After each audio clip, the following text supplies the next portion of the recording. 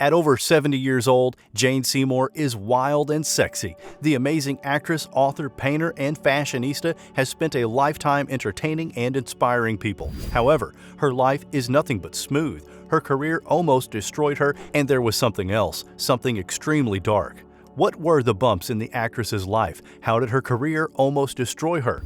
What is the darkest event in her life? Find out all about these in this video. Join us until the end to see the bonus we have for you, but first, let's start with the darkest event in her life: the ultimate betrayal. She said, "My agent called all the networks and said, Jane needs to work and she'll do anything."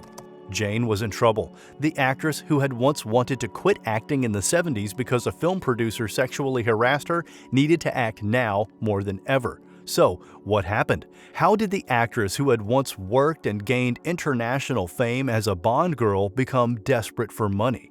She was betrayed, and when I say desperate, I'm just putting it gently. The sexy actress lost $90 million.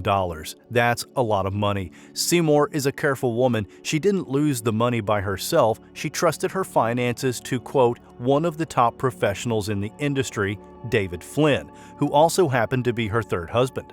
The couple married in 1981 and had 2 kids together, Catherine and Sean. Around that time, Seymour's fame had risen even more, and she couldn't be everywhere at once. She needed help, and Flynn was her best bet.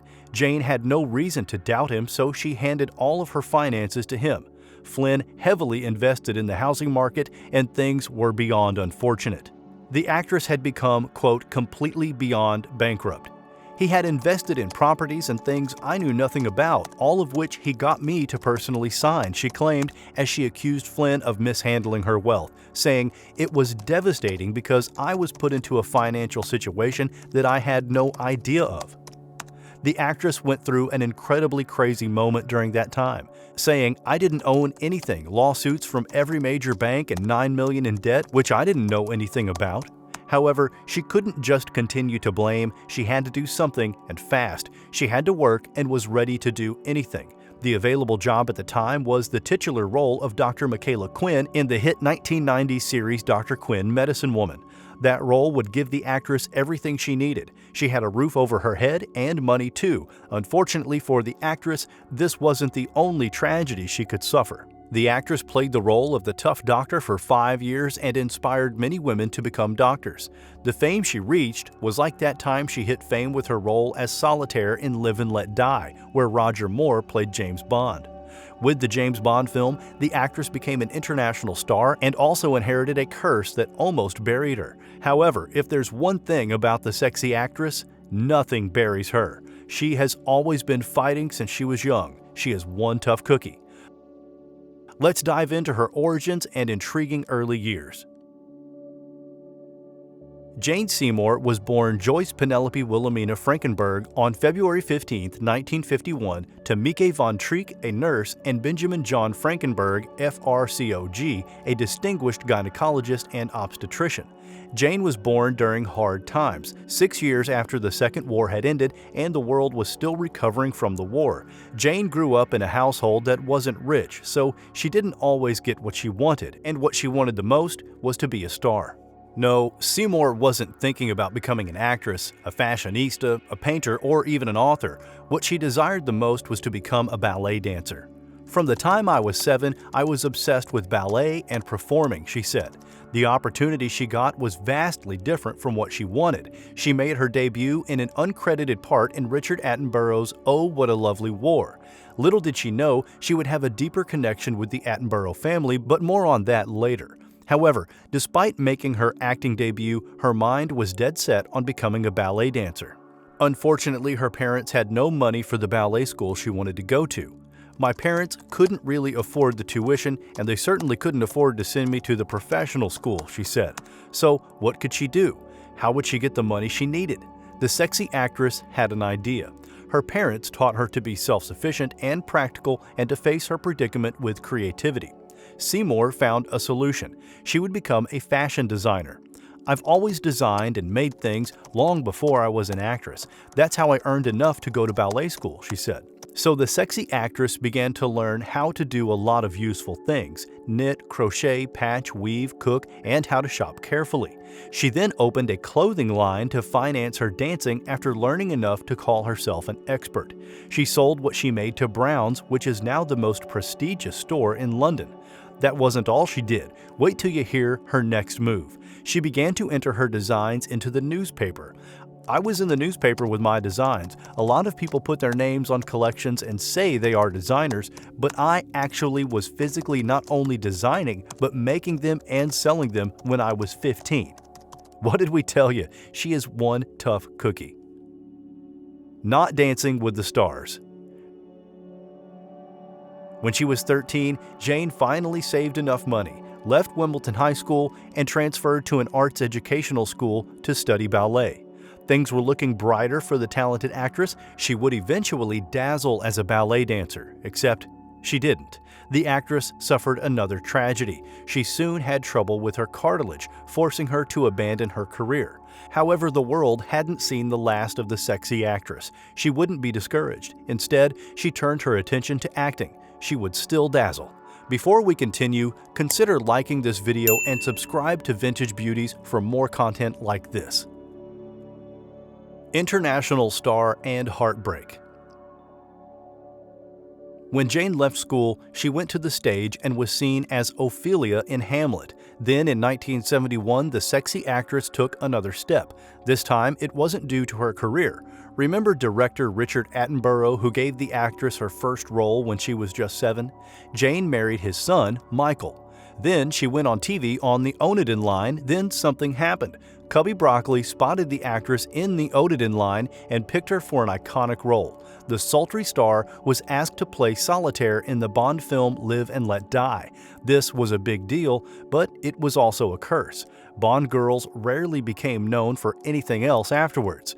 This role could potentially make and break the actress. What would she do? Give up? This wasn't in the actress's dictionary. She went ahead and became a Bond girl and delivered beautifully in her role. However, there was no time to waste. She had to do something drastic if she didn't want to become just another Bond girl. She had to change who she was. How would she do this? She had to change how she talked and learn how to speak like an American so she could land roles on American television.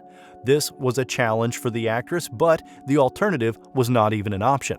Unfortunately, at this time, which was 1973, she also had to deal with something else. Her marriage to Michael had crashed. Still, Jane managed to put it behind her and traveled to America for the next phase of her career. Her gamble worked.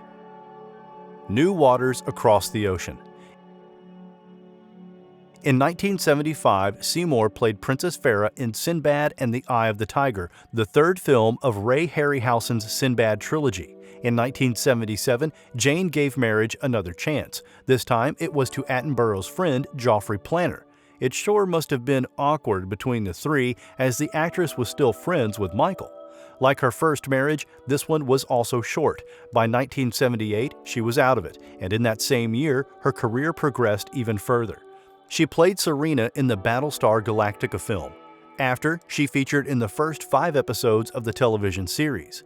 After her appearances on TV, she returned to the big screen in the comedy Oh Heavenly Dog opposite Chevy Chase. The sexy star continued to get roles. Then, in one of those roles, she fell in love with Superman Christopher Reeves while they were on the set of Somewhere in Time in 1979. Would this finally be the man she would have her happily ever after with? No. They began a relationship and they broke up when it seemed everything was finally going right. Reeves discovered that his ex-girlfriend, Gay Exton, was expecting his child. Like with her former lovers, they remained friends until the time Reeves died. The actress continued growing her career and began to diversify, capitalizing on her growing fame. She began writing self-help and inspirational books. She even co-wrote books with her fourth husband, James Keach. Jane also pursued her acting, and in 1981, she won the Golden Globe for the Best Actress in a TV Film for her performance in East of Eden. The sexy actress was the main antagonist in this film, and she was beyond brilliant. Then Seymour decided to do something different. She returned to her roots as a fashion designer. In 1985, Seymour appeared at Fashion Aid, a one-time fashion show fundraiser held at the Royal Albert Hall in London. The actress then decided to be naughty. Guess what she did? She went on to delight the hearts of her fans as she posed for Playboy magazine in 1987. She could be daring, but also quite the tease. She didn't pose nude. Still, those pictures. Death. The actress died. Jane went into shock while on the set of the film Onassis, the Richest Man in the World. She played American-born Greek soprano Maria Callas in the film. The actress claimed she died, left her body, and was resuscitated. The actress's family was scared and they paused their lives so she could get better. She said, "My sisters have literally put their lives on hold to be there for me when I needed it. When I had that near-death experience on the set in Spain, my sister Sally, who worked for the airlines, could easily have lost her job because she literally got on a flight, came to Madrid, and just laid down in the bed next to me for 3 days. I was terrified to close my eyes, and I thought I'd die if I closed my eyes and left my body again." That must have been one scary moment for her. She survived, but she still didn't take it easy, and that wouldn't be the last tragedy she would suffer. The next one almost broke her. Her third husband betrayed her and ruined her finances. Still, she didn't stop. After suffering a setback in her finances and her third marriage, Jane went on to win another Golden Globe for her performance in the TV series Dr. Quinn, Medicine Woman. Evolution and childbirth. Her career and growth continued as she married again in 1993 to actor James Keach. She gave birth to twins John Stacy and Christopher Stephen in November 1995. Jane Seymour had evolved. She went from not wanting to have children to having her life built around her children. The TV and movie star involved her children in her work as they came around to join her on the set. She helped them get minor roles so she could be around them while she worked.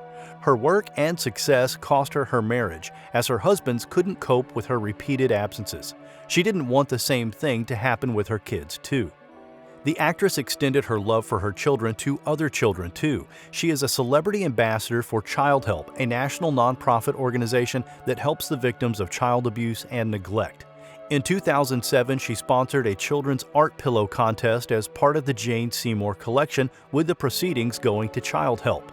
She even has her own Open Heart Foundation, a nonprofit charity she created to raise funds to enrich the lives of children. Remember Jane's love for fashion? In 2008, Seymour replaced Selena Scott as the new face of the fashion label CC, formerly Country Casuals, under the Austin Reed banner of retailers. That same year, she teamed up with and designed the Open Heart collection for Kay Jewelers. She even began to promote the jewelry by wearing one of the collection's necklaces whenever she was seen in public, while not in character for any of her acting performances. Everything was finally in place for the actress. She had her career, pursued other interests, and her family too. But as she has come to get used to, that peace didn't last. In April 2013, she and Keach began divorce proceedings, which finished December 2015. The actress was heartbroken, but love found her again, and this time she didn't plan it. She met her partner David Green through a friend, and the two hit it off. The couple have decided not to go to the altar and are happy with each other. Will they eventually decide to marry? Well, that isn't sure, but you know what is sure are 5 picks for best films in which the sexy actress has acted. Let's dive in. East of Eden. Our first pick is East of Eden, which is a 1981 American television miniseries based on John Steinbeck's 1952 novel of the same name. It aired in 3 parts on ABC from February 8th to the 11th, 1981. It was directed by Harvey Hart, and apart from Jane Seymour, it starred Timothy Bottoms and Bruce Boxleitner.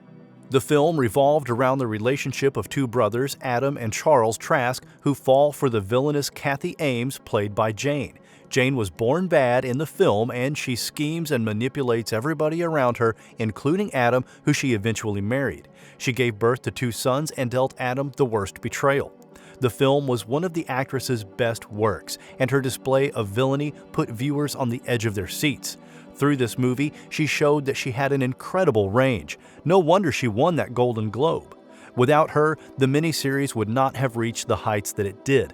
The toughness she showed in this miniseries would go on to serve her in our pick we are about to show you. Guess the movie. Dr. Quinn, Medicine Woman. The ever-sexy actress won another Golden Globe for her lead role as Dr. Quinn in the series Dr. Quinn, Medicine Woman. The series is an American Western drama television series created and executively produced by Beth Sullivan. It was different from what was common at the time. Why? Because Jane Seymour, a woman, played the lead in a Western series which are known for their gunslinging bard. She plays Dr. Michaela Quinn, or Dr. Mike as she's also known, who attends the Women's Medical College of Pennsylvania. Dr. Michaela works with her father in Boston until his death and searches for adventure in the Old West. She settles in Colorado Springs, Colorado. Settling wasn't so easy for Dr. Michaela, who soon begins to accept more responsibilities than she bargained for. The odds are against her as she begins a one-woman mission to prove to the townspeople that a female doctor can successfully practice medicine.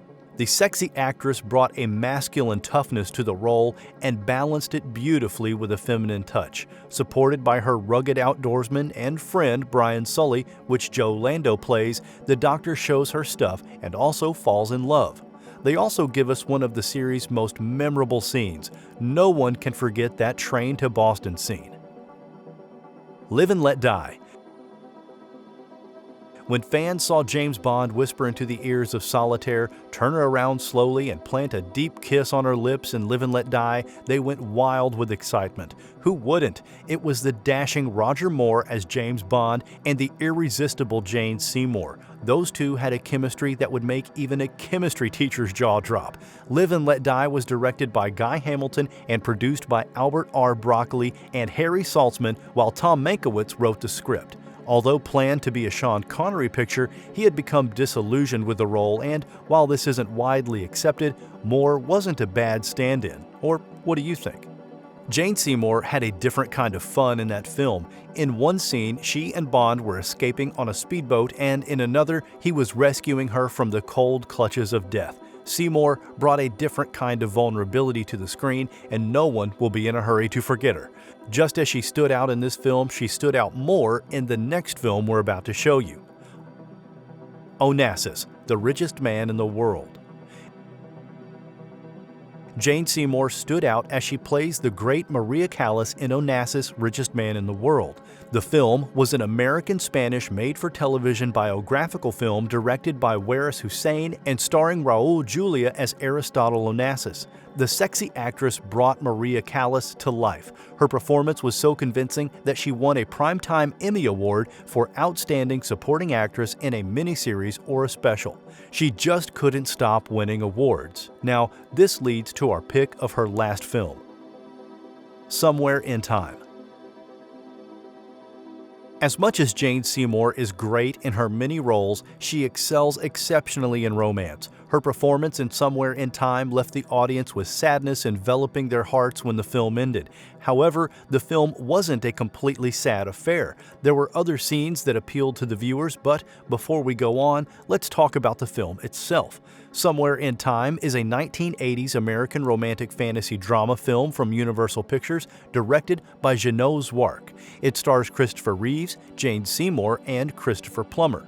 The romance in the film between Jane Seymour's and Christopher Reeve's characters is beyond amazing, and when they finally make love, it is unforgettable.